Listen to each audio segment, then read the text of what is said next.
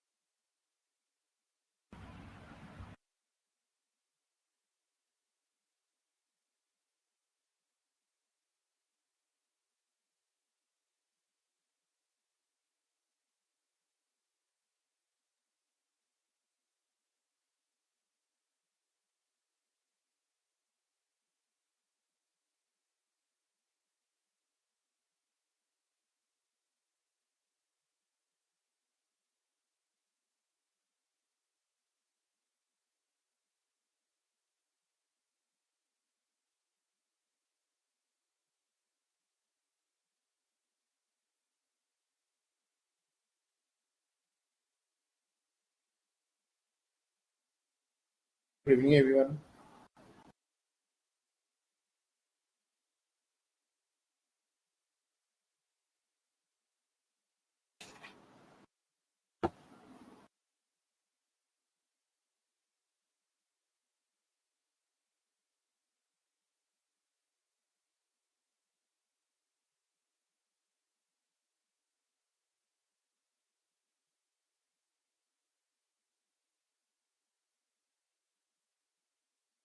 Let's start बाकी topic से लेकिन बच्चों के लिए आ रहा है वो है ऑप्टिकल पाथ।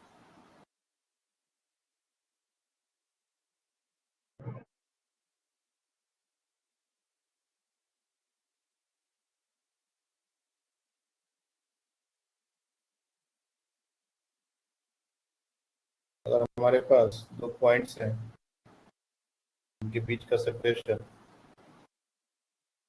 x है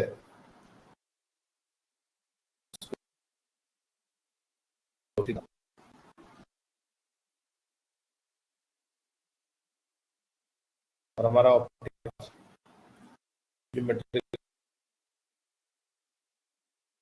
हो गया। किसी और मीडियम में हम लोग डालते हैं।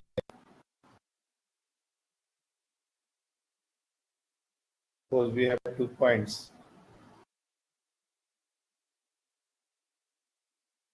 and again is दोनों पॉइंट ज्योमेट्रिकल पाथ होगा और ऑप्टिकल पाथ डिफरेंट होगा। will be geometrical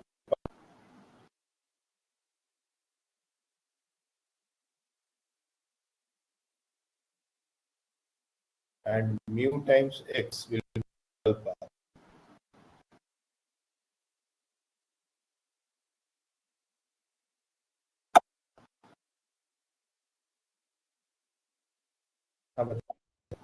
सर आवाज ब्रेक हो रही।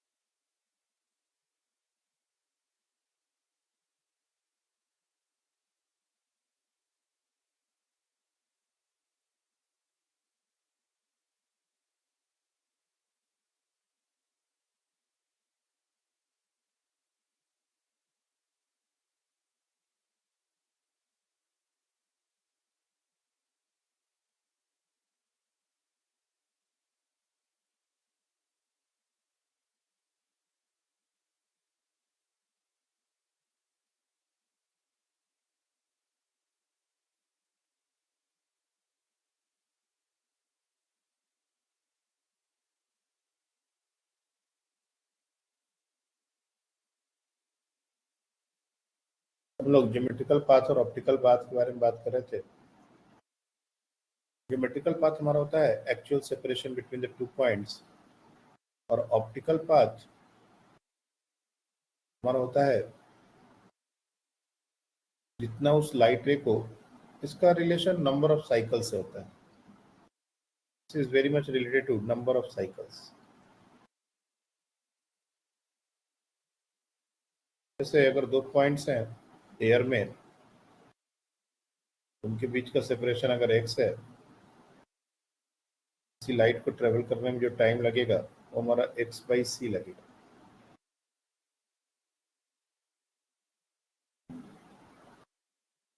वैसे ही अगर किसी मीडियम में 2 पॉइंट हैं,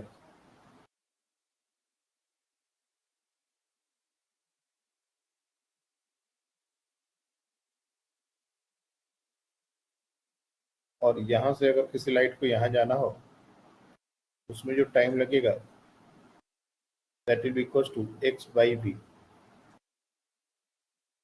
और mu can be written as c/v। v को हम लोग लिख सकते हैं c/μ,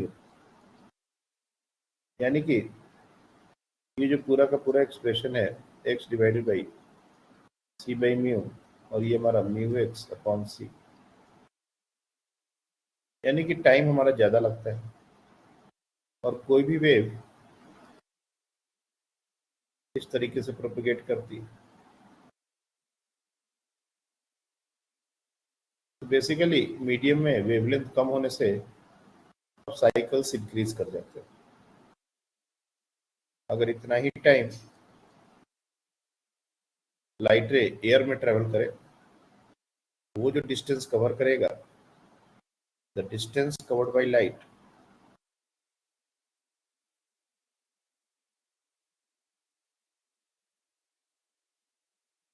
in air in same time, हमारा हो जाएगा μx/c into c। Basically μx, यानी कि μx डिस्टेंस में जितने साइकिल्स होने चाहिए,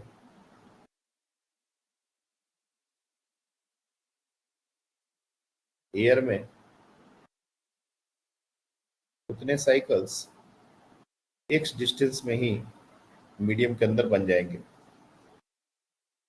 तो optical path number of cycle, और नंबर ऑफ साइकिल ही बोलेंगे, वन कंप्लीट पाथ को एक साइकिल बोलते हैं। तो कितने साइकिल उसने कंप्लीट करने हैं 2 पॉइंट के बीच में, ये जनरली ऑप्टिकल पाथ बताता है। और ज्योमेट्रिकल पाथ और ऑप्टिकल पाथ ये अलग तभी होते हैं जब मीडियम का फर्क है। दोनों पॉइंट अगर एयर में हो और बीच का मतलब दोनों पॉइंट के बीच में अगर मीडियम एयर हो, तो ज्योमेट्रिकल पाथ और ऑप्टिकल पाथ दोनों सेम ही होंगे। लेकिन ऑप्टिकल पाथ हमारा बेसिकली वो डिस्टेंस होता है जो लाइट एयर में कवर करेगी, अगर उसको उतने ही टाइम ट्रेवल करना हो जितना उसने टाइम 2 पॉइंट के बीच में ट्रेवल करने में उस मीडियम में लिया था। तो इन सब बातों को हम लोग सिंपली इस तरीके से याद रखते हैं कि अगर ज्योमेट्रिकल पाथ x है, बेसिकली एक्चुअल पाथ जिसको बोलते हैं सेपरेशन, उसका ऑप्टिकल पाथ μx होगा, और ऑप्टिकल पाथ हमेशा ज्योमेट्रिकल पाथ से बड़ा होता है। इसके रिलेटेड कुछ क्वेश्चंस दिए गए हैं इसमें, और इसके रिलेटेड जो क्वेश्चंस है वो वेव ऑप्टिक्स में हम लोग को ज़्यादा देखने मिलेंगे। वहाँ पर नंबर ऑफ साइकिल का, इनके बीच का जो सेपरेशन होगा, लाइक जो डिफरेंस है, वही हमारा नंबर ऑफ साइकिल जो एक्स्ट्रा ट्रेवल किया वो हमको पता चल जाएगा। μx माइनस x, ये हमारा n टाइम्स लैम्डा, ये साइकिल्स n का वैल्यू अगर हमसे पूछा जाए तो μx minus x upon lambda, mu minus 1 into x upon lambda, ये नंबर ऑफ साइकिल जो उसने एक्स्ट्रा ट्रेवल किया ये पता चल जाएगा।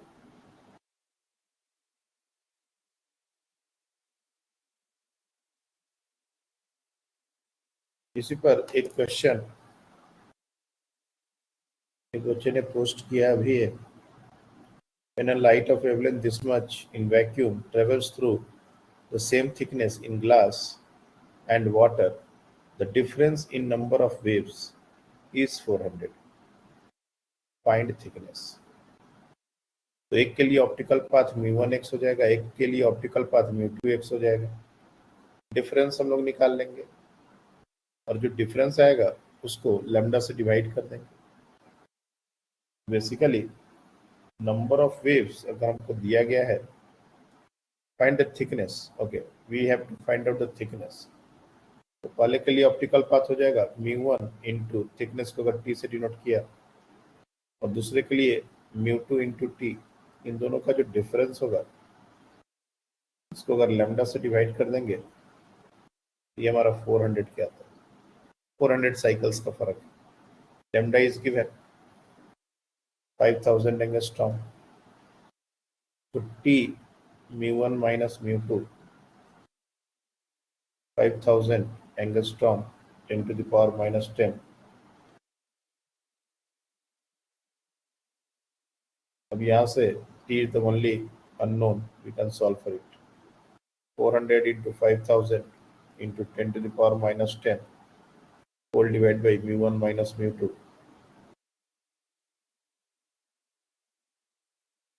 यहाँ से उसकी थिकनेस और सेपरेशन ये समझ में आ जाएगा।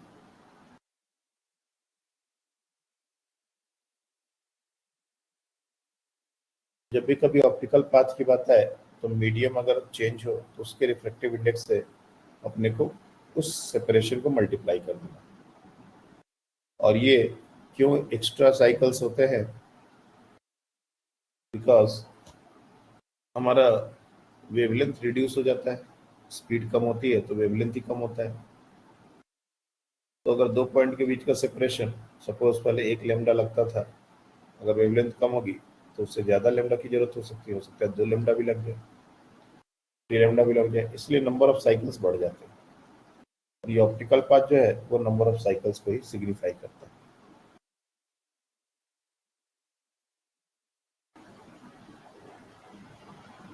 आज बहुत ही इंपॉर्टेंट एक टॉपिक है जिसको बोलते हैं लेंस डिस्प्लेसमेंट मेथड।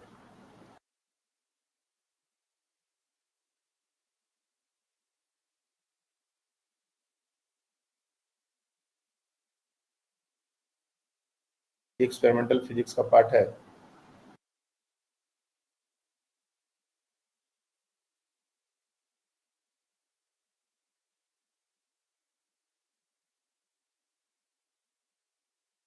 जिसका use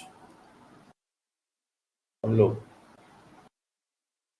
this method is used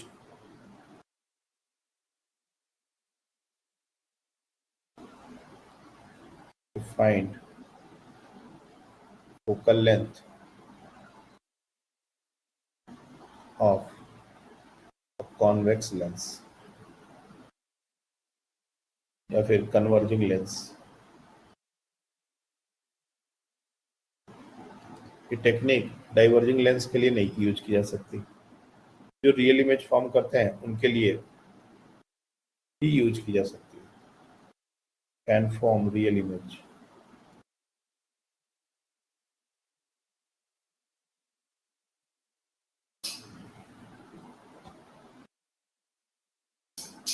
इस एक्सपेरिमेंट में एक टेबल होती है,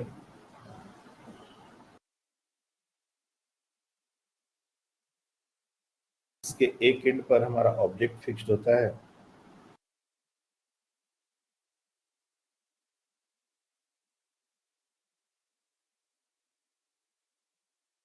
और एक एंड पर स्क्रीन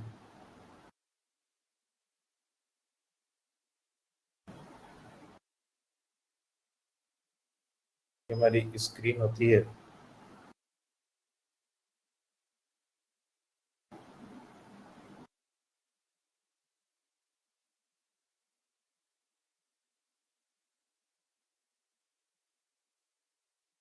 उस पर हम रियल इमेज फॉर्म करने वाले हैं। दिस इज ऑल्सो फिक्स्ड, और इन दोनों के बीच के सेपरेशन को हम लोग कैपिटल डी से डिनोट करते हैं. This is recommended to take this D greater than 4f. f हमारा उसी लेंस का फोकल लेंथ है जो हमको निकालना है. डी को 4f से बड़ा क्यों लेना होता है ये बाद में हम लोग कैलकुलेशन के दौरान समझेंगे. तो हमारा ऑब्जेक्टिव फिक्स्ड होता है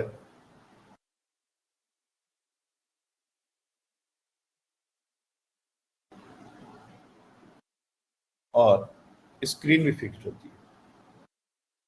और जनरली इसमें एक बाई कॉन्वेक्स लेंस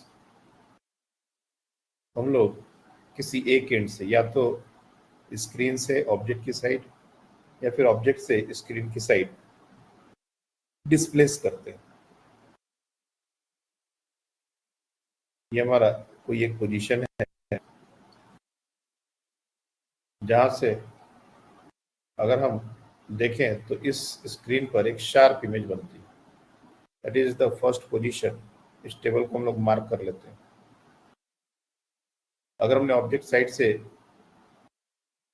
लेंस को मूव करना शुरू किया, उसको हम लोग इस साइड मूव करने वाले हैं और हम लोग इसको धीरे धीरे मूव करते हैं और देखते हैं कि स्क्रीन पर हमारा जैसे ही कोई शार्प इमेज बनता है उस पॉइंट को हम लोग मार्क कर लेते हैं. इसको फिर फर्दर मूव करेंगे, एक दूसरा पोजीशन आएगा जहां पर फिर से स्क्रीन पर शार्प इमेज बनेगी.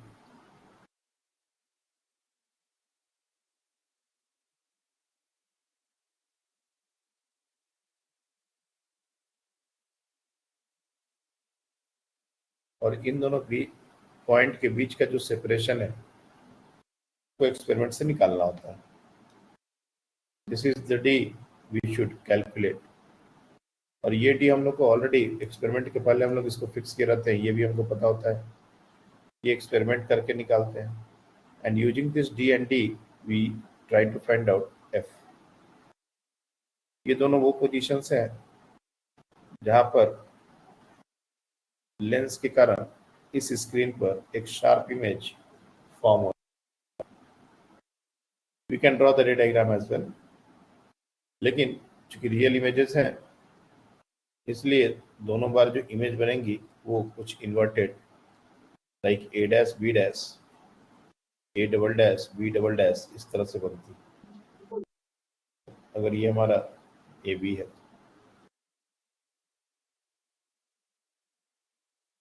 अगर हम लोग इस डिस्टेंस को ऑब्जेक्ट डिस्टेंस की तरह ट्रीट करें, let's say this distance is x, तो डेफिनेटली फर्स्ट जब शार्प इमेज बना था तो ये डिस्टेंस हमारा इमेज डिस्टेंस की तरह बिहेव करेगा d माइनस एक्स.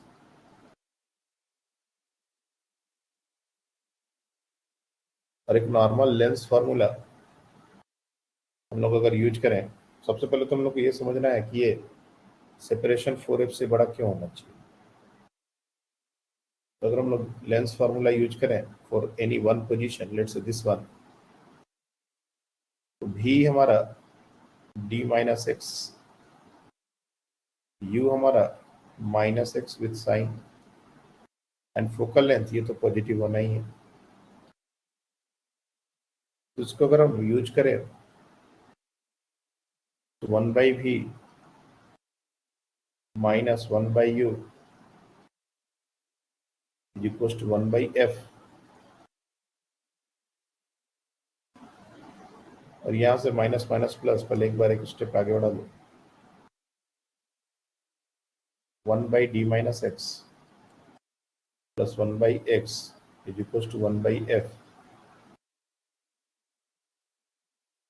इसको फर्दर सिंप्लीफाई करेंगे तो x plus D minus X whole divide by x into D minus X 1/f. This x will get cancelled और हम देखेंगे dx minus X square is equal to df और X square minus dx plus df is equal to 0.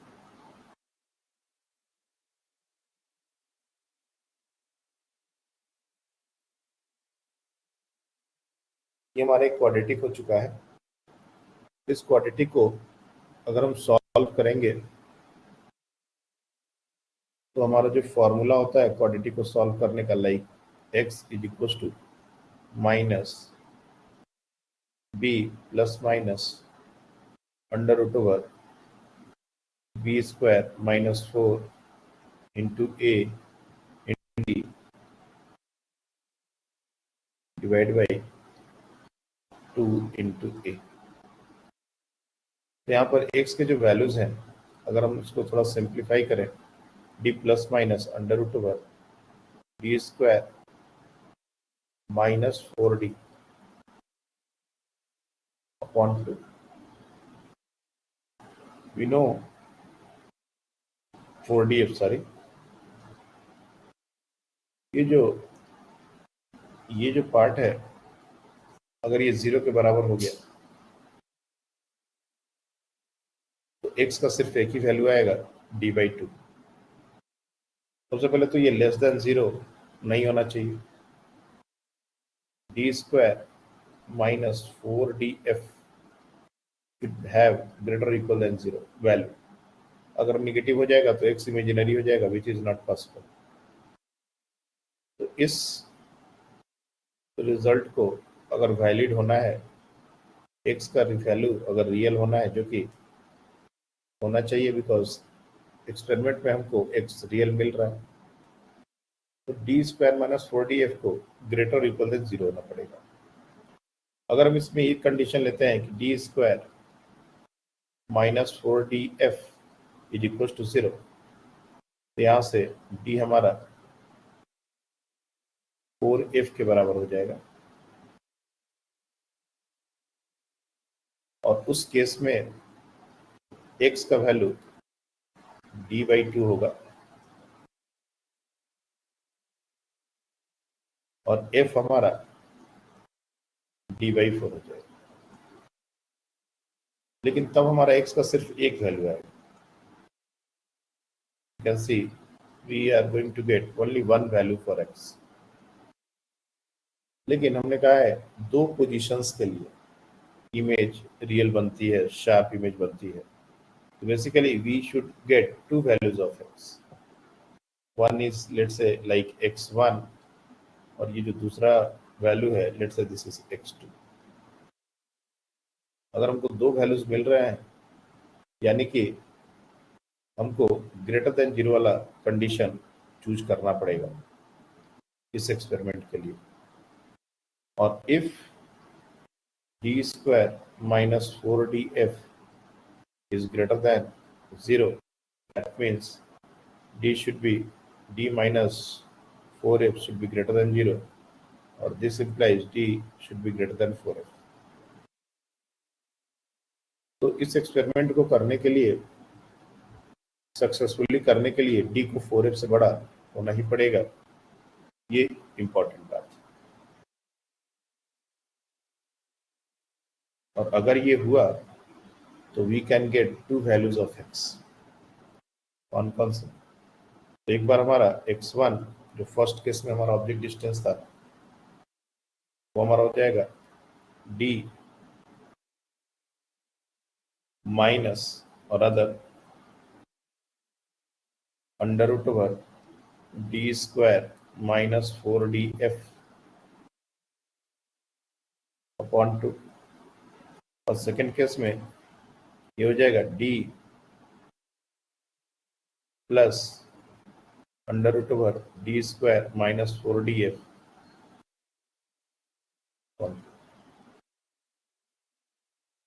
ये दोनों object distances हो गए दोनों situations में। क्योंकि हमने first case near by point पे लिया है ऑब्जेक्ट से, तो x1 हमने इसलिए छोटा लिया है और x2 हमने बड़ा लिया है। ये दो ऑब्जेक्ट डिस्टेंसेस हैं जिसके लिए हमारा इमेज उस स्क्रीन पर रियल बनेगा। लेकिन अगर ये हमारा ऑब्जेक्ट डिस्टेंस है x1, तो इसके कॉरेस्पॉन्डिंग इमेज डिस्टेंस कितना होगा? हमने देखा है कि अगर x ऑब्जेक्ट डिस्टेंस है तो d minus x image distance की तरह बिहेव करेगा। तो यहीं पर अगर हम इमेज डिस्टेंस फर्स्ट केस के लिए अगर निकालें, that means d minus image distance हमारा v हो गया v1, x1 हमारा ऑब्जेक्ट डिस्टेंस है, v1 हमारा इमेज डिस्टेंस है, d minus under root over d square minus 4df on 2। तो इसको सिंप्लीफाई करेंगे तो ये exactly d plus under root over d square minus 4df,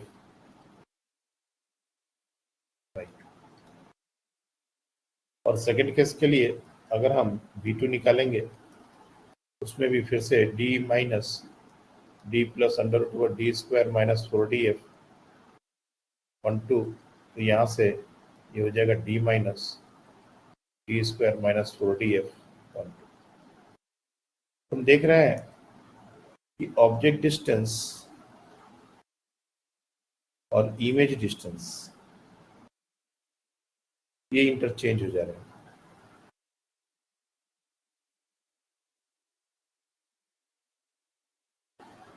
जो दो सिचुएशंस हैं उसमें v और u इंटरचेंज हो जा रहे हैं। यानी बोलने का मतलब है कि फर्स्ट केस में जो ऑब्जेक्ट डिस्टेंस, सेकेंड केस में वो इमेज डिस्टेंस बन जा रहा है, और फर्स्ट केस में जो इमेज डिस्टेंस था सेकेंड केस में वो ऑब्जेक्ट डिस्टेंस बन जा रहा है। तो हमारे लिए जो दो पोजीशंस आए हैं एक तरीके से रिवर्स हो रहा है वो दोनों कंडीशन। अगर मैं फिर से इस डायग्राम को यहां बनाऊं,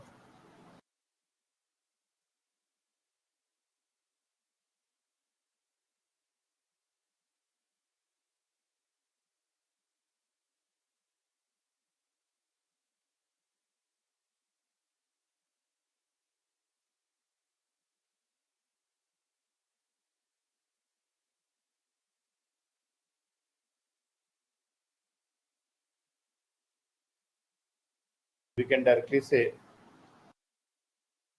कि अगर ये u डिस्टेंस है और ये अगर v डिस्टेंस है तो सेकेंड पोजीशन के लिए ये हमारा v हो जाएगा और ये हमारा u हो जाएगा। ये बहुत आसानी से हम लोग इस बात को समझ सकते हैं। एग्जैक्टली यही हो रहा है। एक चीज और हम लोग को पता है कि हमने ये डिस्टेंस निकाल रखा है। ये जो डिस्टेंस है ये हमारा small d। We can silently form two equations. One is u plus v is equals to capital D and v minus u is equals to small d. और यहाँ से 2v is equals to d plus d, v is equals to d plus d upon 2, और किसी भी एक equation में put करके u ये हमारा आ जाएगा d माइनस डी अपॉन 2। ये ऑब्जेक्ट डिस्टेंस और image distance in terms of हमने capital D and small D जो हमको पता है वो हमने निकाल लिया। अब बात आती है कि फोकल लेंथ कैसे निकालेंगे। अब इन दोनों वैल्यूज को हम लेंस फॉर्मूले में यूज करेंगे। 1 बाई वी, वी हमारा है d plus d by 2 minus 1 by you. Object distance से साइन के साथ पुट करना पड़ेगा d माइनस डी बाई 2 तो minus sign is equal to 1 by f. अब इसको सिंप्लीफाई करेंगे थोड़ा तो कॉमन कर लिया और एलसीएम हो जाएगा d plus D, d minus D, और ये हो जाएगा d minus d plus D plus D and that is equals to 1 by f. This d will get cancelled और यहाँ से ये हो जाएगा 4df and that is equals to capital D square minus small d square. F is equals to d square minus d square upon 4d. यही formula direct experiment करने के बाद हम लोग यूज कर लेंगे और इसी से हमारा फोकल लेंथ आ जाएगा। इसके पीछे का जो फिजिक्स है, कैसे हुआ, क्यों हुआ, 4f से बड़ा क्यों लेना था, x का 2 वैल्यूज क्यों आ रहना चाहिए, कैसे वैल्यूज इंटरचेंज हो रहे हैं, ये सबको हम एक्सपेरिमेंट के लिए इग्नोर कर सकते हैं, क्योंकि हमने डी फिक्स कर दिया। एक्सपेरिमेंट 2 पोजीशंस पर इमेज फॉर्मेशन की बात हो, इसके लिए 4f से बड़ा रखना पड़ेगा, ये इंश्योर कर लिया। हमको एक लमसम आइडिया होना चाहिए कि फोकल लेंथ किसके आसपास है। लाइक अगर फोकल लेंथ 20 सेंटीमीटर है तो उसका 4 टाइम्स 80, उससे ज़्यादा 85, 90 ऐसा कोई भी वैल्यू ले सकते हैं। और जिन 2 पोजीशंस पर हमको रियल इमेजेस की पॉसिबिलिटी मिल रही है स्क्रीन पर, उनके दोनों का सेपरेशन ये हम निकाल लेंगे एक्सपेरिमेंट के दौरान। कैपिटल डी हमने पहले ही खुद से चूज किया है, स्मॉल डी हमने एक्सपेरिमेंट से निकाल लिया, बाकी ये फॉर्मूला है, इसको पुट कर दिया तो डायरेक्टली हमारा फोकल लेंथ आ गया। और ये फॉर्मूला हमको याद भी होना चाहिए, you should remember this formula. Direct इस पर क्वेश्चन दिए जाते हैं। जैसे एक क्वेश्चन अभी ग्रुप में ही हमने देखा था, 2 positions of convex lens for which the image of object is formed on the same screen are 40 and 80.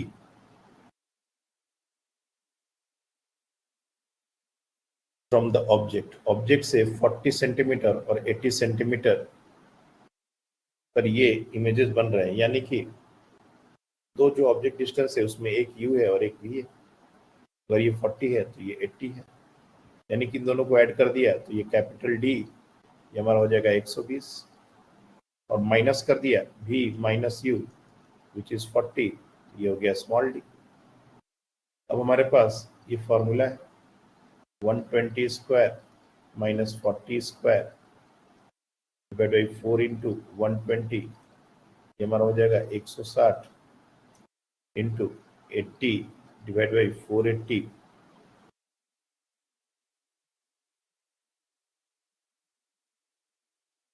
so that will be 80 by 3, ये हमारा हो जाएगा फोकल लेंथ। तो जब भी 2 पोजीशंस के लिए शार्प इमेज किसी स्क्रीन पर बनता है, मतलब हम लेंस डिस्प्लेसमेंट मेथड की ही बात कर रहे हैं। और again proof is not important, सीधे सीधे हमको ये फॉर्मूला ही फोकल लेंथ का याद होना चाहिए। लेकिन इसके अलावा भी कुछ कुछ और पॉइंट्स हैं जो हम लोग को ध्यान में रखने पड़ेंगे। जैसे फर्स्ट केस में जो इमेज बना था यहाँ पर a डैश b डैश, इसकी हाइट को अगर मैं h1 लूँ, h1, और सेकेंड जो इमेज बनी थी लेट से उसकी हाइट को हम लोग h2 ले लें, मैग्निफिकेशन m1 ये हमारा हो जाएगा v अपॉन u, और ये हमारा होगा h1 upon h। Second case में m2 ये हमारा हो गया u अपॉन v, क्योंकि ऑब्जेक्ट डिस्टेंस और इमेज डिस्टेंस एक्सचेंज हो गए हैं तो मैग्निफिकेशन भी एक्सचेंज हो जाएगा उसी तरह से, और ये हो जाएगा h2 अपॉन h। अगर इन दोनों मैग्निफिकेशन को मल्टीप्लाई कर दिया जाए तो ये m1 इंटू m2 कायदे से ये 1 दे देंगे, लेकिन अगर इस टर्म को मल्टीप्लाई करोगे तो ये दे देगा h1 h2 upon h square, और यहाँ से h that is equal to h1 h2 का अंडर रूट, और ये भी काफी इंपॉर्टेंट फॉर्मूला है। h1 और h2 क्या है? h1 और h2 इमेज की हाइट है 2 सिचुएशंस में जो इमेज बन रहे हैं उनके, और h क्या है? ये ऑब्जेक्ट की हाइट है।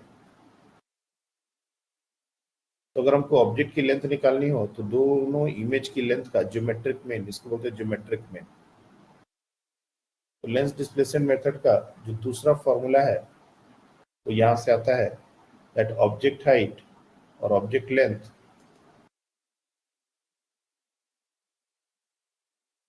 Is geometric mean of two image lengths।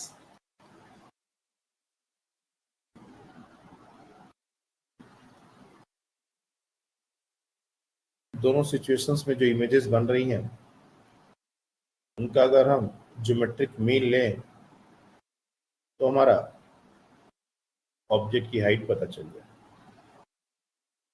तो पहले तो इस पूरे डिस्कशन को अच्छे से नोट करने की जरूरत है। एक बार कहीं भी अगर डाउट आता है किसी भी पॉइंट पर तो अभी तुम लोग क्रॉस क्वेश्चन करके इसको क्लियर कर सकते हो, नहीं तो सिंपली इसको इग्नोर करके जो फॉर्मूले हैं, खास करके ये फोकल लेंथ वाला, ये ऑब्जेक्ट की हाइट वाला, ये फॉर्मूले हमको ध्यान में होने चाहिए क्योंकि क्वेश्चन मेनली इसी से बनते हैं। और सेपरेशन 4D से ज़्यादा होना चाहिए। यू और भी एक्सचेंज होते हैं। क्यों होते हैं इसको अगर छोड़ भी दें, होते हैं ऐसा बोल के, एक समय जो यू था अगले टाइम के लिए वो भी बन जाता है, दूसरे टाइम के लिए जो भी था और पहले केस के लिए वो यू बन जाता है। कुछ इस तरीके से हम लोग चीज़ों को ध्यान रखेंगे, ये हमारा आसान होगा। Anyone have any doubt?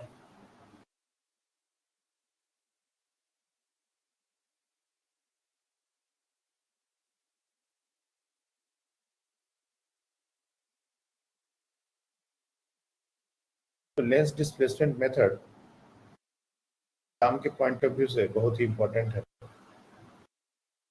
बहुत बार इससे क्वेश्चन मेंस में भी बने हैं और नीट में भी बने हैं। क्वेश्चन का पैटर्न जैसा शेयर किया गया है क्वेश्चन कुछ उसी तरह का होगा। इसका एक और रिजल्ट है जो हमारे लिए बहुत इंपॉर्टेंट है।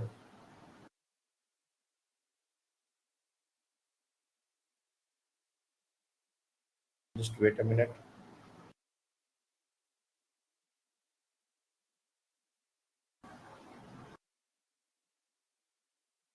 इसका एक और रिजल्ट है, जैसे दो रिजल्ट हमने लिखवाए, एक तो फोकल लेंथ का और दूसरा दोनों के मल्टीप्लिकेशन और मैग्निफिकेशन 1 के बराबर होते हैं, ये भी रिजल्ट है। This is also important.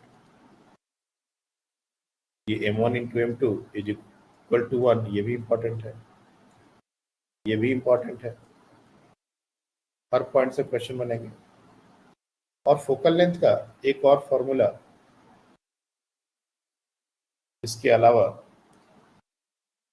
ये भी है, f is equal to d upon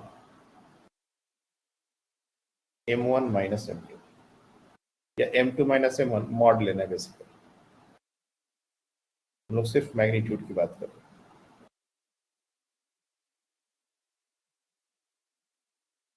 ये भी हमारा फॉर्मूला है। दोनों केस में अगर हमको मैग्निफिकेशन पता हो और हमको लेंस को कितना डिस्प्लेस किया गया था ये पता हो तो डायरेक्टली फोकल लेंथ निकाल सकते हैं। कैसे हुआ ये भी प्रूफ किया जा सकता है, कोई बड़ी बात नहीं है। d डिवाइड बाई m1 की जगह हम लोग अगर v बाई यू लिखते हैं, माइनस m2 की जगह u बाई v लिखते हैं, इससे हमारा d divide by v square minus u square into u into v, ऐसा कुछ एक्सप्रेशन आएगा। और u और v के वैल्यूज हमने ऑलरेडी निकाले हुए हैं, d plus d by two, d minus d by two. अगर इसको पुट कर देंगे will get back to again the previous result जो कैपिटल डी और स्मॉल डी के टर्म्स में आया था। तुम चाहो तो यहीं पर कैपिटल डी और स्मॉल डी के टर्म्स में रिजल्ट m1 और m2 वो भी निकाल सकते हो। लाइक यहाँ पर हमारा जो m1 होगा वो क्या होगा, v बाई यू होगा, that is d plus D divide by d minus D. m2 क्या हो जाएगा, ये जस्ट इसका रिवर्स होगा, d minus D divide by D plus D. तो सीधे सीधे अगर हम इस वैल्यूज को, ये जो वैल्यू हमने निकाला d plus D, D minus D, इसी को इसमें सब्स्टिट्यूट कर दें तो डायरेक्ट हमारा वही रिजल्ट आएगा जो हमने पहले लिखा था। तो ये भी रिजल्ट हमारे लिए इंपॉर्टेंट है। डायरेक्ट यही फॉर्मूला ही पूछा गया है किसी बार, तो ये भी आपको याद रखना होगा।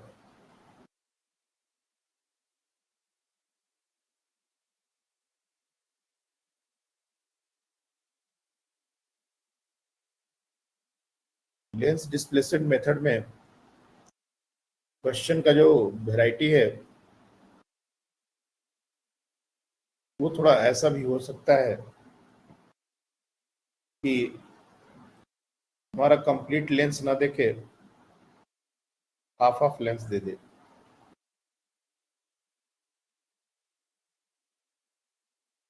लाइक दिस, एक ऑब्जेक्ट है, उसके सामने एक लेंस रखी हुई थी और हमने उसको दो पार्ट में काट के उसको थोड़ा डिस्प्लेस करके रख दिया। Let's say that displace 20 centimetre और ऑब्जेक्ट से एक 100 सेंटीमीटर और लेट्स से 200 सेंटीमीटर पर एक स्क्रीन है, और इन दोनों लेंसेस के कारण उस पर शार्प इमेजेस बन रहे हैं। तो फोकल लेंथ क्या होगा एंड ऑल तुमको समझ में आना चाहिए। जैसे ही इस तरह का सिचुएशन है, दो पोजीशन, शार्प इमेज, स्क्रीन, तो ये लेंस डिस्प्लेसमेंट मेथड का ही क्वेश्चन है। ये जो आधा लेंस दिख रहा है ये कंप्लीट लेंस की तरह बिहेव करेगा, ये भी कंप्लीट लेंस की तरह बिहेव करेगा। ये हमारा लेंस डिस्प्लेसमेंट मेथड ही है। ये कैपिटल डी है, ये स्मॉल डी है, और इसको यूज करके हम फोकल लेंथ निकाल सकते हैं। और हमने बाई कॉन्वेक्स लेंस हो ऐसा कोई जरूरी नहीं है। अगर प्लानो कॉन्वेक्स लेंस हो तब भी ये बात हो सकता है, कन्वर्जिंग लेंस होना चाहिए। हाफ कटा हुआ भी अगर प्लानो कॉन्वेक्स लेंस हो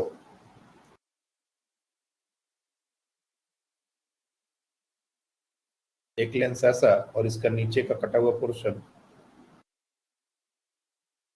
इस तरीके से, और एक जगह ऑब्जेक्ट है और दोनों से रियल इमेज बन रही है, मतलब ये फिर से लेंस डिस्प्लेसमेंट मेथड है। तो लेंस डिस्प्लेसमेंट मेथड क्वेश्चन में देख के नहीं बोलेगा कि ये लेंस डिस्प्लेसमेंट मेथड का क्वेश्चन है और हमको ये फॉर्मूला यूज करना है। हमको कहीं ना कहीं दो पोजीशंस के लिए शार्प इमेजेस किसी स्क्रीन पर बन रहे हैं रियल, ऐसा कहीं भी बात दिखे तो हमको उसको रियलाइज करना पड़ेगा कि ये लेंस डिस्प्लेसमेंट मेथड है, और उसके लिए जितनी भी बातें हमने अभी डिस्कस की हैं वो सब वैलिड हो जाएंगी, सारे फॉर्मूले उसके लिए एप्लीकेबल हो जाएंगे। सारी बात समझ में?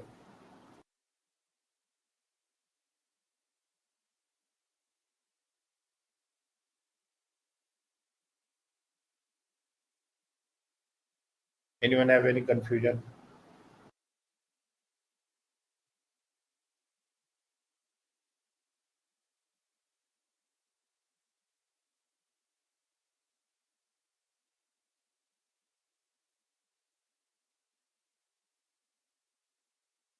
एक क्वेश्चन मैं आपको शेयर करता हूँ लेंस डिस्प्लेसमेंट मेथड पर, जो हमने अभी डिस्कस किया है। Just wait a minute.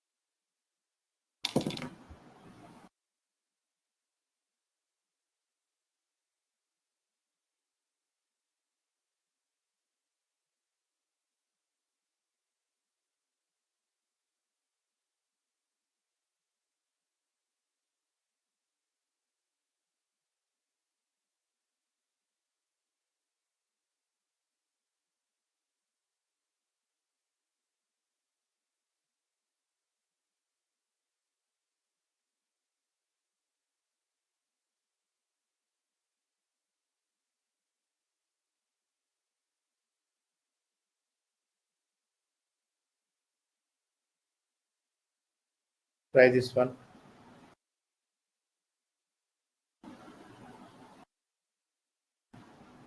Again, this is a very important one.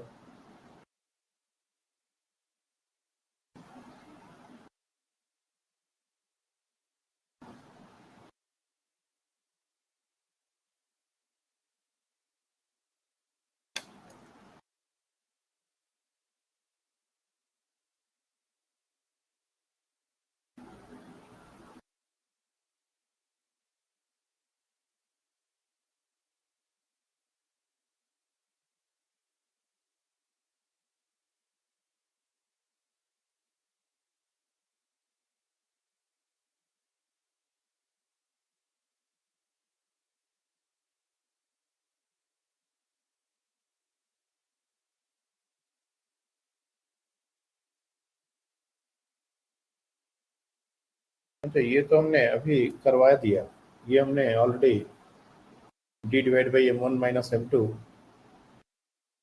हमने करवा दिया अभी।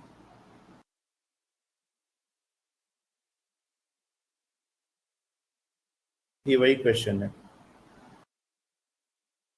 The magnification produced by a convex lens for two different positions of an object are m1 and m2 separately, irrespectively. m1 is greater than m2.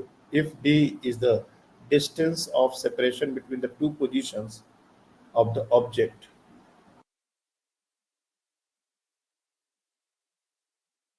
नहीं ये थोड़ा अलग है, ये थोड़ा अलग है, तो इसको ट्राई कर लो। ये लेंस डिस्प्लेसमेंट, इसमें में it is the distance of separation between the two positions of the object and focal length of the lens. Lens displacement method से थोड़ा अलग है, इसमें ऑब्जेक्ट को ही हम लोग शिफ्ट कर रहे हैं। ट्राई करो, इसका रिजल्ट थोड़ा अलग आएगा।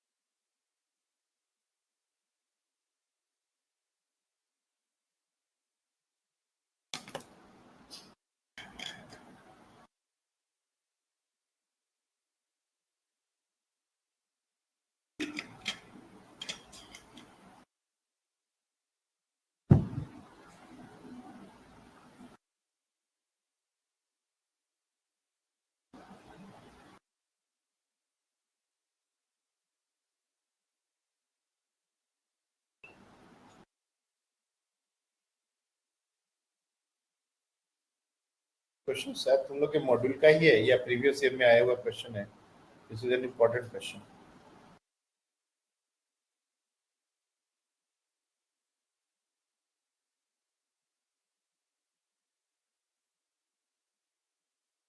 कर रहे हो?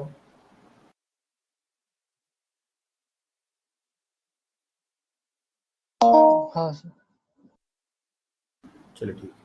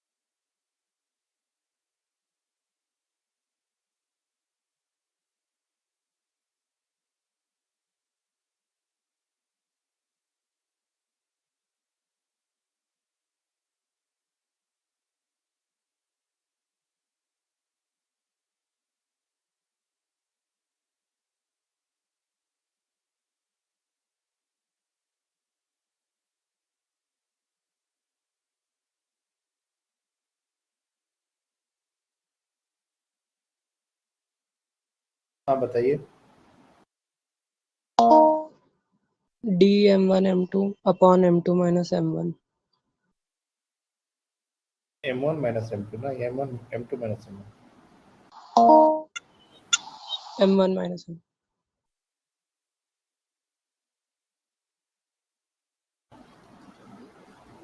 ये हमारा फोकल लेंथ का वैल्यू होगा। Very very good.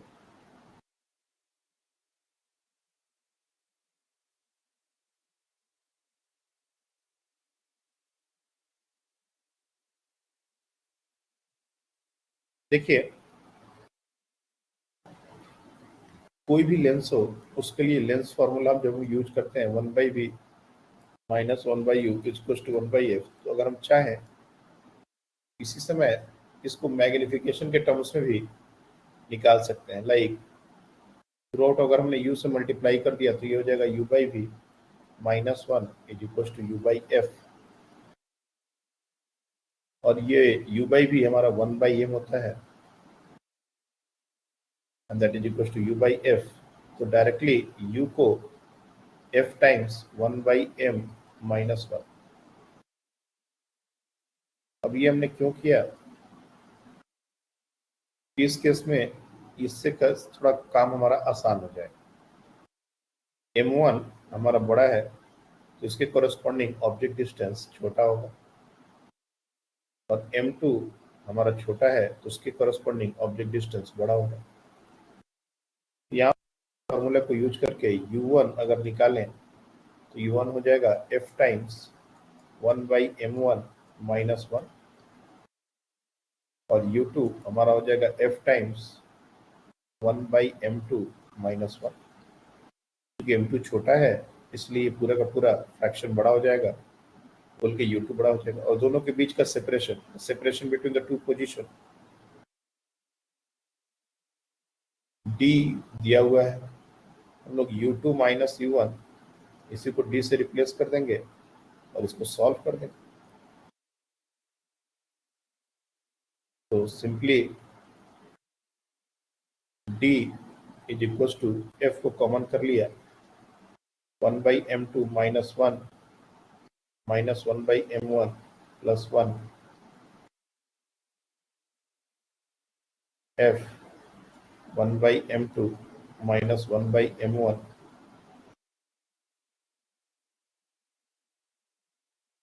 और यहाँ से d m1 m2 divide by m1 minus m2 is equal to f, ये प्रूफ किया जा सकता है।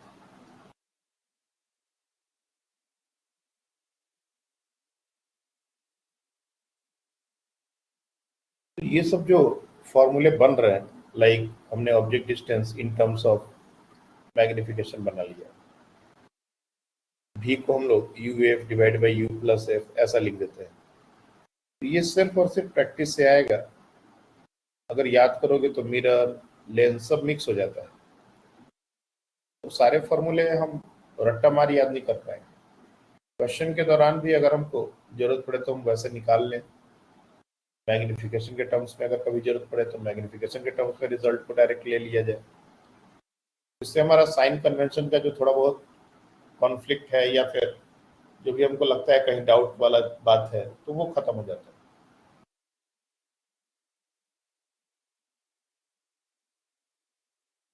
और ये जो लेंस वाले जो क्वेश्चंस कर रहे थे, देखो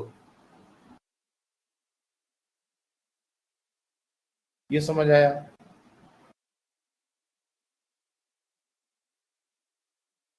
इसमें किसी को डाउट है तो पूछो।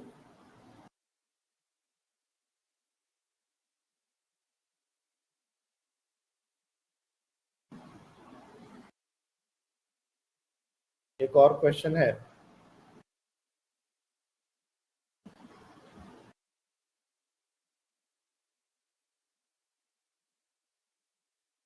ये वाला, इसके बारे में हम बात कर रहे थे।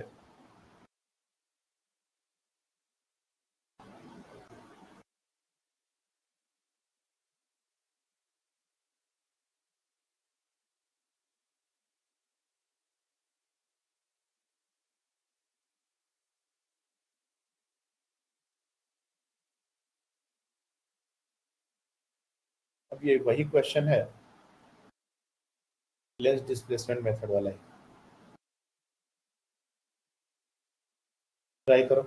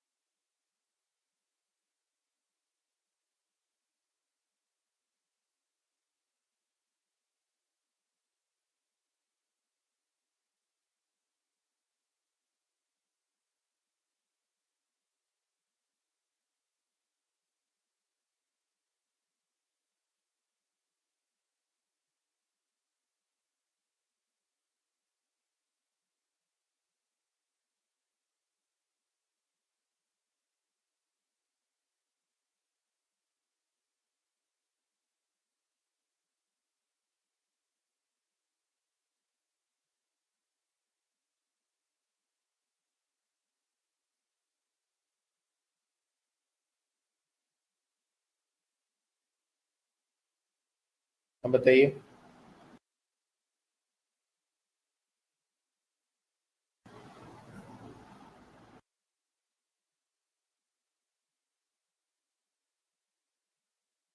क्या है आंसर?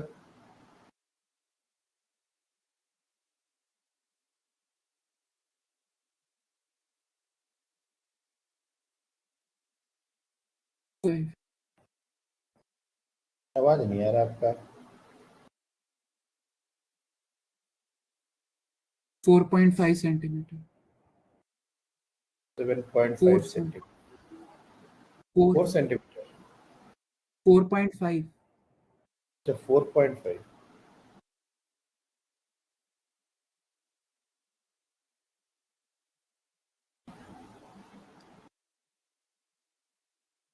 बाकी लोग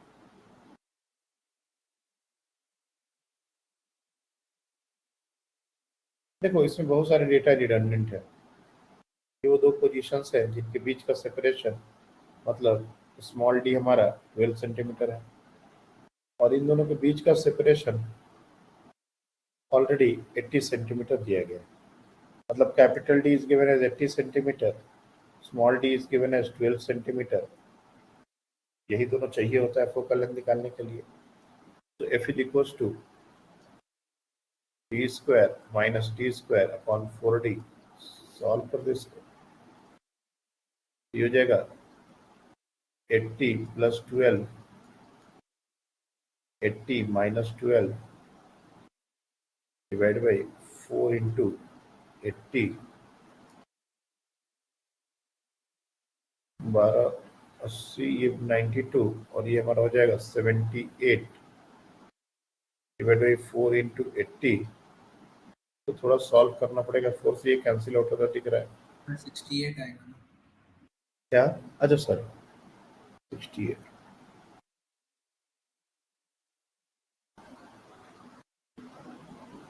और यहाँ से इसको कैंसिल आउट कर सकते हैं,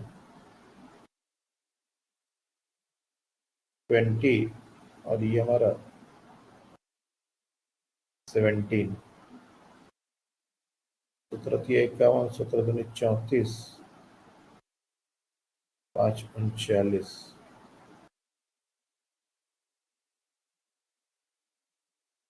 हम कुछ गड़बड़ कर रहे हैं, तुम लोगों ने कुछ गड़बड़ किया है।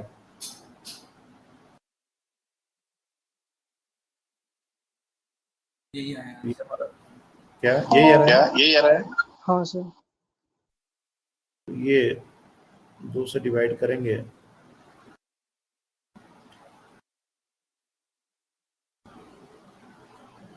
(19.75 सेंटीमीटर आएगा। पर्दे कैसे किया आपने? सर वो जो 6 सेंटीमीटर दिया था वो आगे भी 6 सेंटीमीटर होना चाहिए ना, दूसरे लेंस से स्क्रीन तक का डिस्टेंस। मतलब वो u और u सेम रहते ना?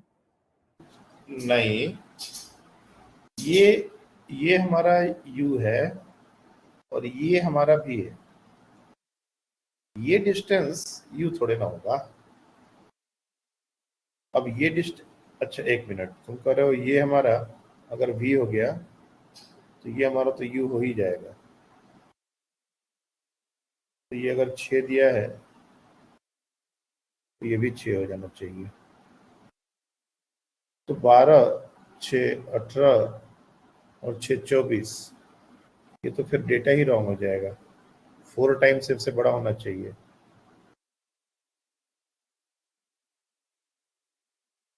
हाँ, कुछ बोल रहे हो ब्रज?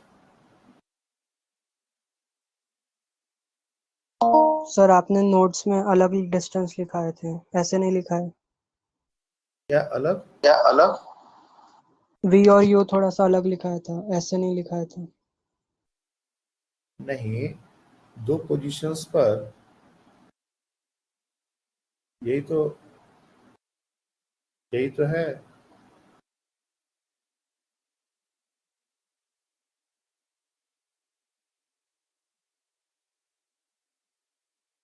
ये हमारा 6 सेंटीमीटर दिया है और ये हमारा 12 सेंटीमीटर दिया हुआ है। अगर ये 6 है तो ये भी 6 ही होना चाहिए।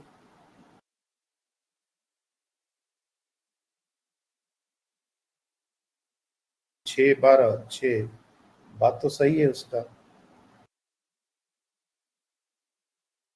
यही हो रहा है ना यहाँ पे।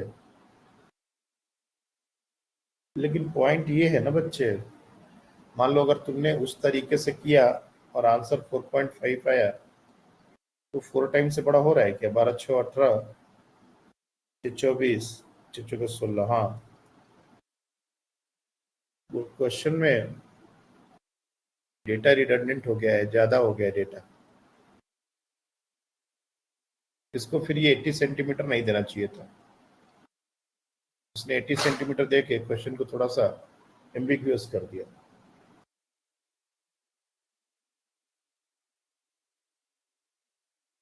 हृदय जो बोल रहा है वो सही तो है। ये 6 सेंटीमीटर, तो ये तो 6 सेंटीमीटर होना ही चाहिए। मतलब रिडंडेंट डेटा है। 2 आंसर्स पॉसिबल हैं इस क्वेश्चन में, ठीक है ना? 6 सेंटीमीटर, 12 सेंटीमीटर और ये डिस्टेंस 6 हो जाएगा। तो एक बार मैं यहाँ लिख देता हूँ, कैपिटल डी एक सिचुएशन के लिए हम लोग को 12, 6, 18, 6, 24 और स्मॉल डी 12 ऐसे लेके सॉल्व करना पड़ेगा। और दूसरा सिचुएशन जो हम लोग ने किया है, कैपिटल डी को 80 और स्मॉल डी को 12, इसको लेके, तो ये आंसर है। जहां से हमने क्वेश्चन उठाया है वहां पर यही आंसर दिया हुआ था कि पिछली बार भी हमने यही आंसर निकाला है उसका। लेकिन ये वाला एंगल गलत नहीं है कि ये 6 है तो ये 6 भी होना चाहिए और इसके अकॉर्डिंग भी एक आंसर आना चाहिए जो 4.5 शायद इससे करने से आएगा।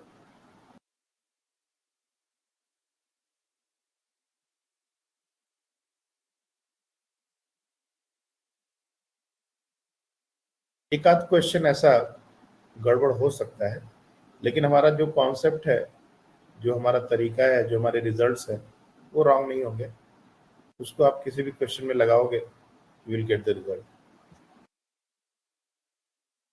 बस ये हमको समझ में आना चाहिए कि कैसे कैसे सिचुएशन में लेंस डिस्प्लेसमेंट मेथड को रियलाइज किया जा सकता है और उसके जो भी रिजल्ट है उसको उसमें इम्प्लीमेंट किया जा सकता है। इसके लिए अपने को कुछ और क्वेश्चन प्रैक्टिस करने पड़ेंगे। लेंस के बारे में कुछ और बातें हमको समझनी है। एक तो एक सिंपल सा कॉन्सेप्ट होता है नंबर ऑफ इमेजेस का। Basically number of focal length बोलो या नंबर ऑफ इमेजेस बोलो। Number of images behind side में नंबर ऑफ फोकल लेंथ।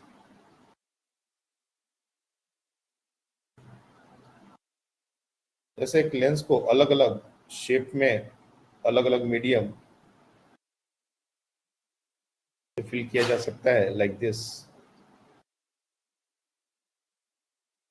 ये हमारा एक लेंस है और इसके अलग अलग पोर्शन में अलग अलग मीडियम भर दिया गया। लाइक इसमें बना दिया μ1, इसमें भर दिया गया μ2, इसमें फिर से μ1 और इसमें भर दिया गया μ3। और भी किए जा सकते हैं। तो एक बात हमको समझ में आनी चाहिए कि कोई, जैसे मिरर के लिए हमने बताया था कि कोई भी लेंस हो उसको हम कहीं से भी कट कर दें। लाइक यहाँ से कट कर दें, इतना सा पोर्शन ले लें, इतना सा पोर्शन ले लें, बीच का पोर्शन ले लें, ये अल्टीमेटली एक कंप्लीट लेंस की तरह ही बिहेव करेगा। इसमें हमारा कोई फर्क नहीं है। ब्राइटनेस का सिर्फ फर्क आएगा इमेज का, बाकी पोजीशन में कोई फर्क नहीं आएगा। अगर सिर्फ हमसे पूछा जाए कि इस पार्ट का फोकल लेंथ कितना होगा, तो ये उतना ही होगा। इतना सा छोटा सा पोर्शन ले लिया जाए, इसका कितना होगा, तो उतना ही होगा। कि रेडियस ऑफ कर्वेचर और मीडियम दोनों सेम है, तो इसलिए अगर इसके टुकड़े भी काटे जाए इस तरह से कट करके, तो जो भी छोटे छोटे लेंस हमको बन रहा है, कोई भी एक छोटा टुकड़ा, उसका फोकल लेंथ एफ होता है। लेकिन अगर इस तरह से अलग अलग रिफ्रैक्टिव इंडेक्सेस डाल दिए गए, तो ये हमारा ऊपर का पोर्शन एक कंप्लीट लेंस जिसका रिफ्रैक्टिव इंडेक्स μ1 है, फिर ये एक कंप्लीट लेंस जिसका रिफ्रैक्टिव इंडेक्स μ2 है, ये कंप्लीट लेंस जिसका रिफ्रैक्टिव इंडेक्स μ1 है, तो ये और ये दोनों सेम है। और ये हमारा μ3। बेसिकली जितने अलग अलग रिफ्रैक्टिव इंडेक्स होंगे उतने ही अलग अलग फोकल लेंथ की पॉसिबिलिटी होगी और उतने ही नंबर ऑफ इमेजेस बनेंगे। जैसे इस केस में μ1, μ2 और μ3 ये तीन अलग अलग रिफ्रैक्टिव इंडेक्स हैं। Number of images will be 3। n number of images को अगर हम लोग n से डिनोट करें, यहाँ पर n हमारा हो जाएगा 3।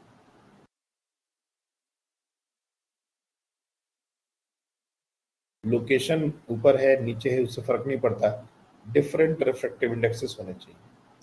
लेकिन इसमें भी और भी बहुत सारी वैरायटी होती है। जैसे अगर हमारा लेंस को इस तरीके से μ1 और μ2 दो मीडियम से फिल कर दिया जाए और अब पूछा जाए कि नंबर ऑफ इमेजेस कितने होंगे, तो इस केस में कितने नंबर ऑफ इमेजेस होंगे?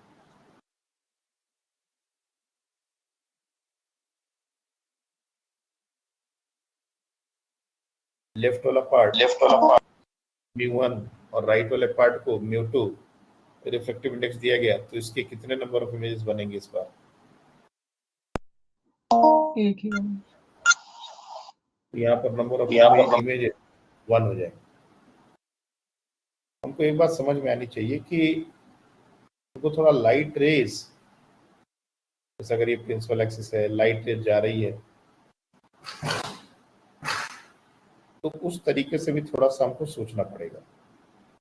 यहाँ से अगर कोई लाइट रे जा रही है तो ऐसा नहीं हो सकता कि ये इसी लेंस से पास करे और दूसरे लेंस से पास ना करे।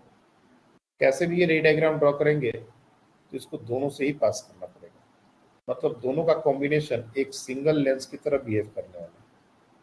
इसका फोकल लेंथ अगर निकालना हो तो 1/f = 1/f1 + 1/f2 करके हम निकाल सकते हैं दो प्लानो कन्वेक्स लेंस के। तो अगर मीडियम इस तरीके से भर दिए जाए कि लाइट रे को दोनों से पास करना मजबूरी हो, तो उस केस में दो इमेजेस नहीं बनेंगी। सिमिलरली इसी पर एक क्वेश्चन इस तरह का भी पूछा जा गया है प्रीवियस ईयर्स में, मॉड्यूल में भी दिया गया है ये क्वेश्चन। 4 मीडियम, ये μ1, ये μ2, ये μ3, ये μ4 इस तरह से दिए गए। अब इससे पूछा गया नंबर ऑफ इमेजेस कितने होंगे।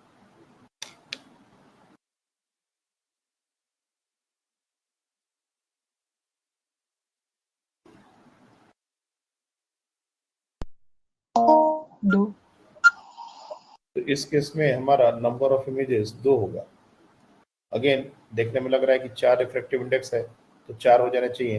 लेकिन जैसा मैंने कहा कि फिर से हम सोचें कि एक लाइट रे, अगर मान लो कोई भी ऑब्जेक्ट है, एक लाइट रे अगर ऊपर से जा रही है तो इनको इन दोनों से पास करना जरूरी है। यानी कि ये ऊपर का जो दो कॉम्बिनेशन है वो एक सिंगल लेंस की तरह बिहेव करेगा जिसका एक फोकल लेंथ होगा, लेट से उसको मैं f1 से डिनोट करता हूँ। और नीचे का ये जो कॉम्बिनेशन है, क्योंकि कोई भी लाइट रे नीचे अगर जाएगी तो दोनों से पास करना पड़ेगा, नीचे वाला पार्ट एक कॉम्बिनेशन ऑफ लेंस की तरह बिहेव करेगा जिसका फोकल लेंथ हो सकता है f2। बेसिकली दो अलग अलग फोकल लेंथ हमको मिले इसलिए नंबर ऑफ इमेजेस हो जाएंगे 2। इसलिए सिर्फ ऐसा सोचना कि जितने रिफ्रैक्टिव इंडेक्स होंगे सबका कॉरस्पॉन्डिंग इमेज बनेगा, तो वो इस सिचुएशन के लिए थोड़ा सही है, लेकिन जब इस तरह से मीडियम डाले जाएंगे तो वो गड़बड़ हो जाएगा। इसके बाद हमारा कटिंग का भी बात आता है वैसे। हाँ बोलिए। सर इसमें ऐसी भी तो रेज हो सकती है जो μ1 से भी पास करे और फिर μ4 से पास करे। देखो, लाइट रेज उस केस में बहुत ज्यादा एंगल बनाएंगी, और हम लोग जब भी इस तरह का सिचुएशन डील कर रहे होते हैं तो हम लोग पैरेक्सिल रेज की बात करते हैं जिनका एंगल बहुत ज्यादा नहीं होता। भले हम लोग रे डायग्राम में दिखा देते हैं, लेकिन अप्रोक्सीमेशन जो हमने यूज किया है, rays very close to principal axis making very very small angle, तो कभी ऐसा नहीं होगा कि बिल्कुल इस तरह से हम लाइट रे दिखाएं ऐसा, या फिर इस तरीके का लाइट रे दिखाएं। ये रॉन्ग है, कॉन्सेप्चुअली ये रॉन्ग है। लाइट रेज बहुत स्मॉल एंगल बना बना के निकलती है। ये लाइट रे को मार्जिनल लाइट रेज बोलेंगे, ये फिर हमारा डिस्कशन के पार्ट में नहीं आएगा। समझ आ रही है बात? हाँ सर। कटिंग, लेंस का जो कटिंग है, वैसे तो इस पर ऑलरेडी कुछ कुछ बातें हो चुकी हैं, लेकिन फिर भी अगर एक लेंस है उसको दो तरीके से कट करना हो सकता है।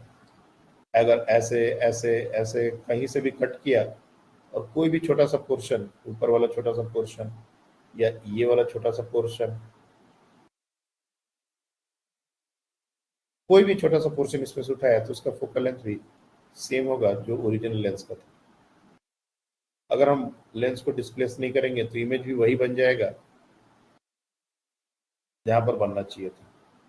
हाँ, अगर ऊपर नीचे शिफ्ट कर दिया, जैसे मिरर में किया था हमने, कट करके ऊपर कर दिया नीचे कर दिया, तो फिर प्रिंसिपल एक्सिस शिफ्ट होगा और उसके बेसिस पर off the principal axis position of object के लिए इमेज जैसे हम लोग ड्रॉ करते हैं वो पूरा का पूरा कैरी फॉरवर्ड होगा, लेकिन focal length will remain same.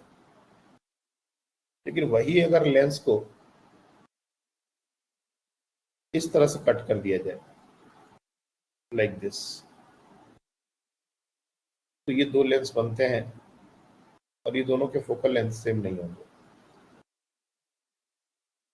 अगर ये फोकल लेंथ f है तो इनका फोकल लेंथ 2f हो जाता है। और ये बहुत सिंपल, इस बात को प्रूफ करना, ये दोनों के रेडियस ऑफ कर्वेचर सेम होंगे तभी ऐसा होगा, नहीं तो फिर ये भी वैल्यूज अलग अलग होंगे। क्योंकि इसका तुम फोकल लेंथ 1/f का फॉर्मूला लिखोगे तो ये हो जाएगा mu minus 1 1/r1 minus 1/r2, basically ये 2/r होता है। अगर f का वैल्यू निकालें तो ये हमारा r divided by 2 times mu minus 1 होता है। और इन दोनों में से इंडिविजुअली किसी का भी फोकल लेंथ निकालें तो 1/f is equal to mu minus 1 1/r1 is let's say 1/r, r2 हमारा इन्फिनिटी है तो f, इसको f डैश बोल दो। f डैश ये क्लियरली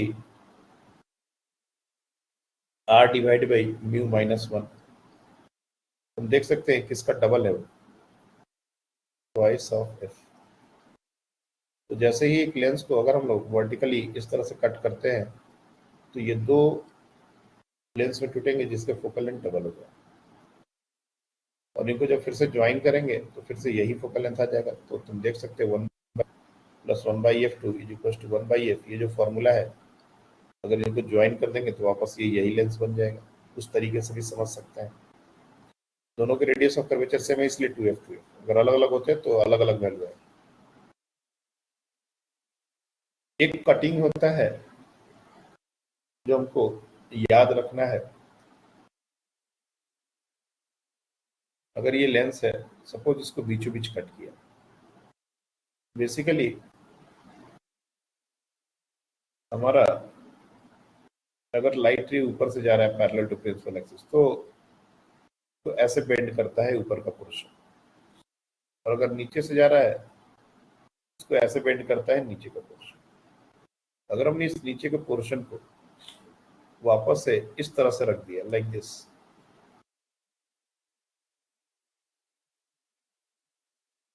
बिल्कुल सटा के, ये इसी का कटा हुआ पोर्शन है, यहाँ से उठा के हमने इसको उल्टा ऐसे रख दिया। तो जितना इसने क्लॉकवाइज डायरेक्शन में बेंड किया था उतना ही ये जो लेंस है इसको एंटी क्लॉकवाइज डायरेक्शन में बेंड करेगा और ये लाइट फिर से पैरेलल हो जाएगी।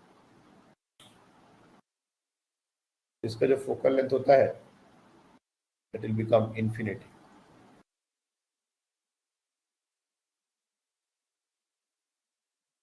तो ये कॉम्बिनेशन हमको याद रखना है। लेंस को कट करने के बाद, ये लेंस है हमारा, इसको कट करने के बाद अगर हमने इसको इस तरीके से कंबाइन कर दिया और इसको फोकल लेंथ पूछा तो इसका इन्फिनिटी। इंडिविजुअली दोनों का फोकल लेंथ एफ होगा, लेकिन चूंकि उल्टे डायरेक्शन में इसको ऐड किया है बोल के इन्फिनिटी होगा। इसको सेम वे में भी ऐड कर सकते थे लाइक दिस। तो इसका फोकल लेंथ एफ है, इसका फोकल लेंथ एफ है, तो इसका कॉम्बिनेशन का फोकल लेंथ f/2 हो जाएगा 1/f1 + 1/f2 वाले फॉर्मूले से ये प्रूव किया जा सकता है। लेकिन अगर इसको उल्टा अगर कर दिया तो ये इन्फिनिटी हो जाता है। ये डेविएशन से इस बात को समझ सकते हैं। That is also very important. कभी कभी लेंस में सिल्वरिंग कर दी जाती है, जैसे हमने एक स्लैब को सिल्वर कर दिया था एक साइड से, तो एक मिरर की तरह बिहेव करने लगता है। उसी तरह से किसी भी लेंस को सिल्वरिंग कर दिया जाए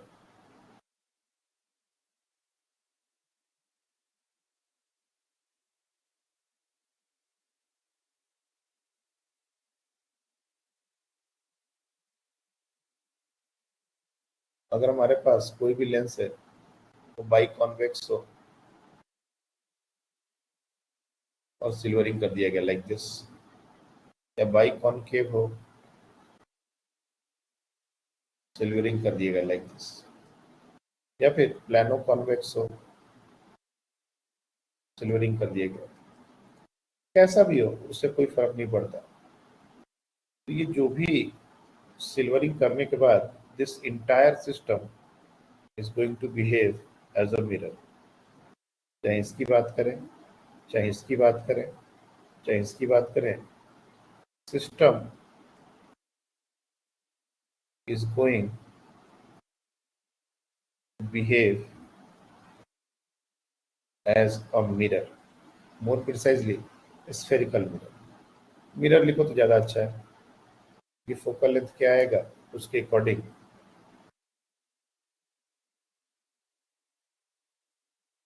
तो ये जितने भी कॉम्बिनेशन है उनको एक मिरर से या तो कॉनकेव या तो कॉन्वेक्स या फिर प्लेन, जैसे हमने फोकल लेंथ निकाला इस मिरर का एफ लिखो उसको, और अगर एफ पॉजिटिव आ गया, एफ निगेटिव आ गया तो ये कॉनकेव हो जाएगा, एफ पॉजिटिव आ गया ये कॉन्वेक्स हो जाएगा, और अगर कभी संयोग से एफ इन्फिनिटी आ गया तो ये प्लेन मिरर के जैसा भी बिहेव कर सकता है। वैसे ये ऐसा मैंने एग्जांपल अभी देखा नहीं है, मेरे जस्ट दिमाग में भी ये बात आ गया। फोकल लेंथ इन्फिनिटी ये रेयर केस है, ये शायद अभी तक हमने कैलकुलेशन में तो नहीं देखा है। लेकिन बात ये है कि इसका कॉम्बिनेशन का फोकल लेंथ निकालेंगे कैसे, ये जो इंटायर सिस्टम है इसका फोकल लेंथ कैसे निकालेंगे। उसके लिए हम कोई भी सिचुएशन है उसको ट्रीट करते हैं लेंस अलग और मिरर अलग। लाइक इसको हम ऐसे देखेंगे कि एक लेंस है और उसके बगल में एक कॉनकेव मिरर है, और इसके बीच में जो एयर गैप, ये सराउंडिंग मीडियम जिसमें इसको रखते हैं वही हमारा गैप के अंदर आता है। अगर ये वाटर के अंदर होता तो इस गैप में वाटर गैप आता। जितने भी लेंसेस हैं जिनको सिल्वरिंग किया गया है तो लेंस को अलग और मिरर को अलग इस तरह से निकालना। ये लेंस, ये मिरर, और एक छोटा सा एयर गैप डाल देंगे, और इस कॉम्बिनेशन का जो फोकल लेंथ होता है वो होता है -2/fl + 1/fm। fl हमारा होता है focal length of the lens,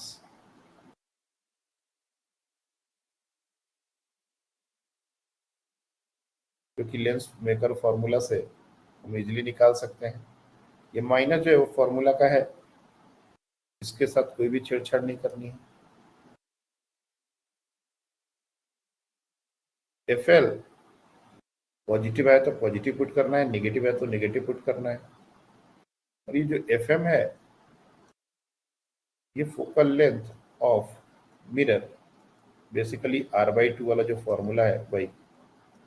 और ये भी साइन के साथ है, अगर कॉनकेव मिरर है तो उसका निगेटिव लेना पड़ेगा, कॉन्वेक्स है तो पॉजिटिव लेना पड़ेगा। और इस तरीके से हम इस कॉम्बिनेशन का कंबाइंड फोकल लेंथ निकाल सकते हैं। और जो भी कंबाइंड फोकल लेंथ होगा उसका साइन बताएगा कि वो जो कॉम्बिनेशन है वो किस तरह के मिरर की तरह बिहेव करना पड़ेगा। ये फॉर्मूला कैसे आता है इस पर भी बातें की जा सकती है, लेकिन इसको नहीं भी किए तो भी कोई दिक्कत नहीं है। ये फॉर्मूला ऑलवेज वैलिड फॉर्मूला है। We can simply remember this. We should know how to use this formula in different situations. Actually 3 phenomena होते हैं। अगर कोई लाइट रे आती है तो पहला रिफ्लेक्शन होता है लेंस से, उसके बाद रिफ्लेक्शन होता है, और फिर से एक बार लेंस से जब पास करते हैं तो रिफ्रैक्शन होता है। 2 बार लेंस से रिफ्रैक्शन होता है, इसलिए 2 टाइम्स 1/FL, और एक बार रिफ्लेक्शन होता है इसलिए 1/FL। ये कुछ इस तरीके से इसको याद रख सकते हैं कि ये फॉर्मूला हम भूले ना। कोई भी लाइट रे आएगी, मिरर से टकराएगी और वापस जाएगी तो लेंस को 2 बार क्रॉस करना पड़ेगा और मिरर से एक ही बार टकराना पड़ेगा। -2/FL + 1/FL आता है। और अगर प्लेन मिरर है तो फोकल लेंथ मिरर का इन्फिनिटी लेके हमको यूज करना है। अब इसके सामने कोई भी ऑब्जेक्ट अगर रख दिया जाए तो एक बार हमने फोकल लेंथ उस कॉम्बिनेशन का निकाल लिया तो जो भी मिरर आएगा उसके अकॉर्डिंग मिरर फॉर्मूला यूज करके पोजीशन, इमेज जो भी निकालना है निकाल सकते हैं। वैसे इमेज का बात नहीं आता, सिर्फ फोकल लेंथ ही पूछा जाता है। एक क्वेश्चन इस पर हम अभी लेते हैं। जैसे ये एक हमारा कॉन्वेक्स लेंस है, म्यू हमारा है 6/5, रेडियस है ये R1 दैट इज 20 सेंटीमीटर। मैं यहाँ पर लिख देता हूँ, ये है R1, ये है R2। R1 is equal to 20 centimetre, R2 is equal to 30 centimetre. और इस पार्ट को सिल्वर कर दिया गया है। ये कॉम्बिनेशन कौन से मिरर की तरह बिहेव करेगा? Find the type and focal length of the mirror. Find the focal length and type of equivalent mirror.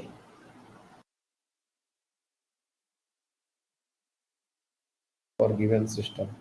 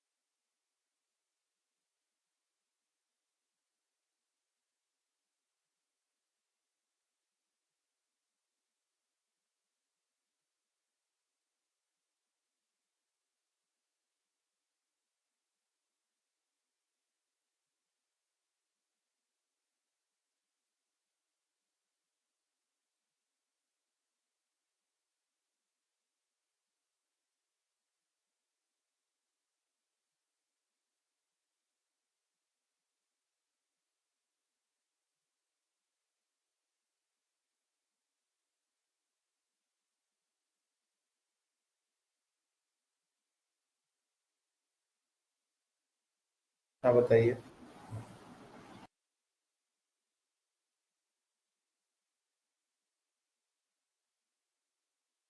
क्या है बताइए। Plus 30 centimetre. क्या?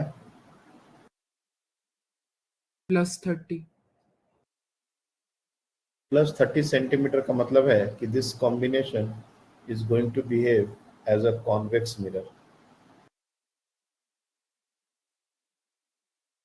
फोकल लेंथ का पॉजिटिव है ना, मतलब कॉन्वेक्स मिरर, तो इस सिस्टम को हम लोग रिप्लेस कर सकते हैं इस तरीके से। बट श्योर हो ये प्लस ही आ रहा है ब्रज? नहीं सर, 1 सेकंड अलग है. ये पॉजिटिव नहीं आना चाहिए। आप पार्थ बताइए। -10 सेंटीमीटर। -10 सेंटीमीटर। सेंटीमीटर। अब ये माइनस आया मतलब ये कॉनकेव मिरर, ये कॉनकेव मिरर की तरह ही बिहेव करना चाहिए।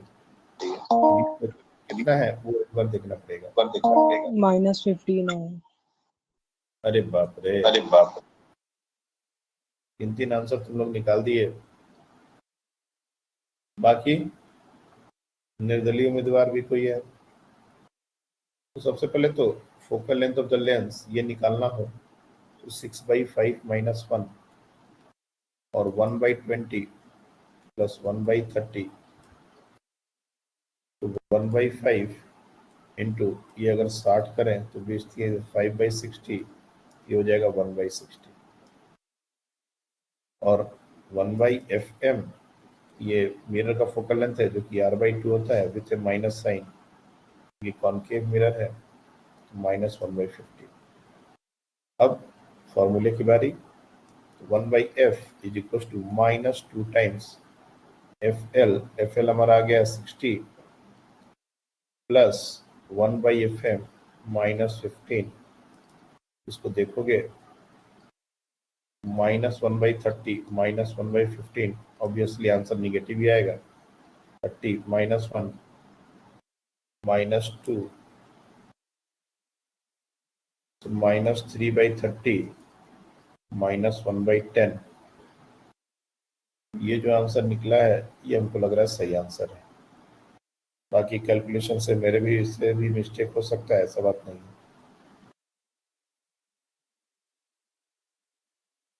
आई बात समझ में? तो जब हम लेंस का फोकल लेंथ निकालेंगे और मिरर का फोकल लेंथ निकालेंगे तो जैसे निकालते हैं बिल्कुल वही तरीके से निकालेंगे। जो डेटा आएगा उसको प्रॉपर फॉर्मूला में पुट करेंगे बिना साइन को इग्नोर किए। तो इस पर भी क्वेश्चंस बहुत सारे मिल जाएंगे PYQs में, क्वेश्चन बैंक में लिंक भी शेयर कर दी गई है। अब एक इम्पॉर्टेंट डिस्कशन बाकी है, वो है प्रिज्म और फिर उसके बाद ऑप्टिकल इंस्ट्रूमेंट। तो नेक्स्ट क्लास में हम लोग प्रिज्म करेंगे। प्रिज्म हमारा बड़ा डिस्कशन नहीं है, एक दिन में वो थ्योरी पोर्शन तो उसका हो ही जाता है, कुछ न्यूमेरिकल भी हो जाएंगे और ऑप्टिकल इंस्ट्रूमेंट भी 1 से 1.5 क्लास का बात है। तो होपफुली 2 क्लास या एट मैक्स 3 क्लास हम लोग ऑप्टिक्स को रैप अप करेंगे बिकॉज इट्स ऑलरेडी लाइक 3 3 6 3 9 और ये 4 13 क्लासेस हो चुकी हैं।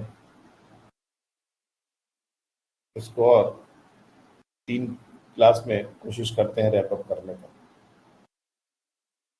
That's all for today. Thank you.